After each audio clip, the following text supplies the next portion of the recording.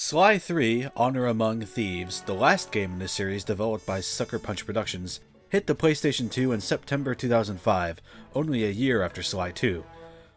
Going in, a lot of you all kind of set my expectations correctly, but I hoped I might see something others hadn't and really fall for Sly 3. Ultimately, however, I couldn't. Sly 3 is still a great game. It just has the misfortune of following Sly 2. Sly 3 actually starts us near the end of the game, where the crew and a few other newcomers are raiding Dr. M's island, where the vault to the Cooper Gang clan is stored. Dr. M has been trying unsuccessfully to gain access to the vault's riches for years, but Sly has formed a ragtag crew of thieves to try and get what's rightfully his. However, he soon finds himself in the clutches of Dr. M's giant mutated monster, been playing a little impossible creatures, eh, Dr. M? And as stated in Sly's narration, his life flashes before his eyes, and the game returns to a point earlier in his life. That's the basic setup, and while I didn't want to do full spoilers, I would like to tackle the plot some. In terms of the game's structure, it's essentially the same as the other games. Sly travels to an interesting location, does some tasks, and leaves with what he was after. In this case, enlistment of new members for the Cooper Gang. This winds up with characters getting less individual focus, which is a huge shame. Time is given to newcomers, but it just feels like they never get enough time to become well developed or interesting. This also results in getting less of the original Cooper Gang that you know and love, and makes it feel like a bit of a waste since the slack isn't picked up anywhere else. Some characters are fun. Dimitri returns from Sly 2 and tends to at least have interestingly bizarre dialogue, for example. But in a year, if you ask me whether the Panda King from Sly 1 was part of this game's narrative or not, I'd probably have to take a little too much time to get back to you than I probably should. That's an additional shame, since it's really neat how Sly 3 brings back some villains from older games, and it's nice to see them, where there are just so many characters fighting for what's one very personal cause for Sly Cooper. If anything, this would have been an interesting time to split Sly, Bentley, and Murray up to more, develop them separately. The game attempts to do this with Bentley at the end, and tries to draw a parallel between him and a certain other character I won't spoil, but it comes right at the end of the game and it's just quickly brushed aside. That especially sucks since the parallel drawn with another character could have been interesting, if established and played with earlier.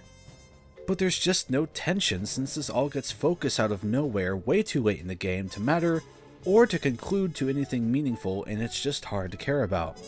Sly 3's narrative just isn't as interesting as former games, and that's a real shame. In terms of gameplay, there's a lot of new styles, but let's just cover the core three first. Sly, Bentley, and Murray operate largely the same as before, each getting at least one core new addition to their arsenal.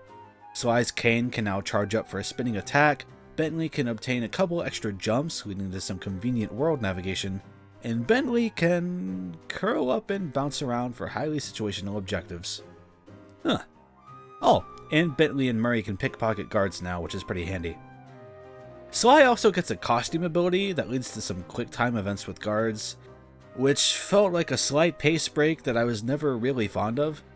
It's much more rewarding to sneak out of enemies' sights than to approach them with a limited navigation set, as you can't run or climb while in costume. Regardless, I felt these three characters still controlled well and were a lot of fun to play. Hard to say much I haven't already covered in the Sly 2 review, honestly. Unfortunately, it just seems you get to focus on their gameplay much less, and are constantly having to do something else within the game's missions. Don't get me wrong, there have been alternate gameplay styles since Sly 1, but between boat sections, rowboat areas, aerial dogfights, overhead claw grabbing, RC combat, fireworks launching, and more, there's just a lot of other things to keep track of, and unfortunately some of these things don't feel mechanically polished or particularly depthful. For example, Murray has a tedious rowboat section early on where you have to mash the X button to go forward. There's not really any real nuance to this, just keep mashing the button for minutes while dodging explosive mines. You just wind up questioning why it can't be with the analog stick, or at least hold down a button to move the boat. And I get it. It's a rowboat. You row. But it's still a bit much, especially later on when you're tasked with dodging shots as well as charging shots, and things get unnecessarily complicated and tough to keep track of mentally. And then there's Carmelita's playstyle, which boils down to just strafing and feathering the button to shoot her shock pistol without much thought. Another oddity was a pirate section near the end of the game. You're brought to an island and tasked with finding treasure, which involves getting a weird new overhead perspective to play with as you take specific numbered steps in this view in certain directions. I was really hoping this island would be an interesting place with a lot of things to explore, but once you follow some quick instructions and get the treasure, you're out of there. Overall, I just felt neutrally about most additions. There are only a few that I felt made much sense. One example would be unlocking safes, which requires some very sensitive input and analog stick turning to break into the safe. You know, like a thief would do. But then there are some removals that just struck me as odd outright. Clue bottles are just straight up gone. Extra moves you would have gotten from collecting them seem to have just been shifted to the move store, since there are a few more around there this time. Without a real reason to explore the game's hub areas, you wind up just zipping from point A to point B with no real thought, making the layout of these areas much less likely to stick with you, which is a shame since there's great environmental variety in Sly 3 and some areas that felt really nicely thought out. It almost feels like they should have just axed the option to explore in these areas altogether, since unless you're pickpocketing from guards, there's just nothing else to do but the missions. In that sense, it's a bit like Sly 1, but this is ultimately a step back in my opinion for what is a later game in the series. At least you can replay missions now, and there are even some challenge missions that change the objectives of story missions. That's something to do. So let's talk some of the additional characters. Weirdly, they mostly have threadbare gameplay or just take the mantle up on something someone else would do in prior games. The Panda King is an additional heavy hitter who pretty much just requires you to hold a button, aim the camera, and release. Not much to say about it, it's just kinda there. Penelope is a supposed superior RC vehicle specialist who commands RC vehicles with less capabilities than Bentley's from Sly 2. Okay, sorry, quick tangent. Penelope's helicopter has a claw and a boost function. Bentley's had infinite bombs and a gun. Yeah, superior my ass, Penelope. Dimitri dives underwater twice in the whole game, and once as part of an awkward boss encounter. I actually found the non-boss level to be kind of fun, and was sad when there was only one like it. The control was awkward, using the 4 face buttons to move in 4 directions, but it was nice to have an area to explore for collectibles. Let's see.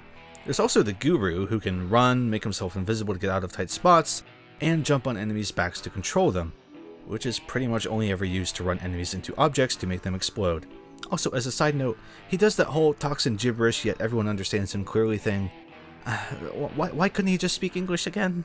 But yeah, you play as some of these characters somewhat frequently, but I never looked forward to doing so, since they're never as fun as the core gameplay styles. And even that's fine enough when a nice balance is struck between everything, but I felt that didn't happen here in Sly 3.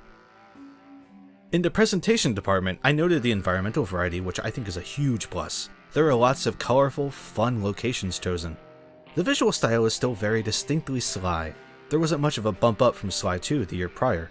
What really stood out to me this time, though, was the soundtrack. I'm a sucker for strong, present themes in music, and Sly 3 really loves to employ them. I'm not sure if it's my favorite music score so far, but it's easily the one that stood out to me the most.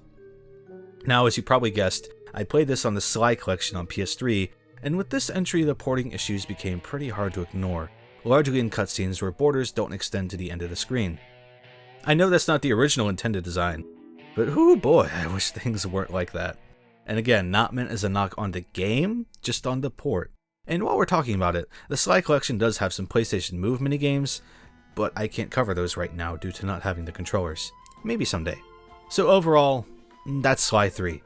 A game that's still pretty great, but just feels unfocused. When games start putting a lot of alternate styles in like this one, I always have to wonder if it's eagerness to try new things, or if it's a concern of the game getting stale for fans of the series. Speaking of wanting to try new things, Sucker Punch Productions would go on to make Infamous on the PS3, but I'd like to cover that later on down the road and get to Sly 4 soon. However, before that, I did spend a bit of time in space, and I want to talk about that first. So next time on Learning to Love PlayStation, I'll be talking about No Man's Sky. Until then, I've been MykonosFan, and this has been Learning to Love PlayStation. This video was supported by the following Patreon producers. Thank you.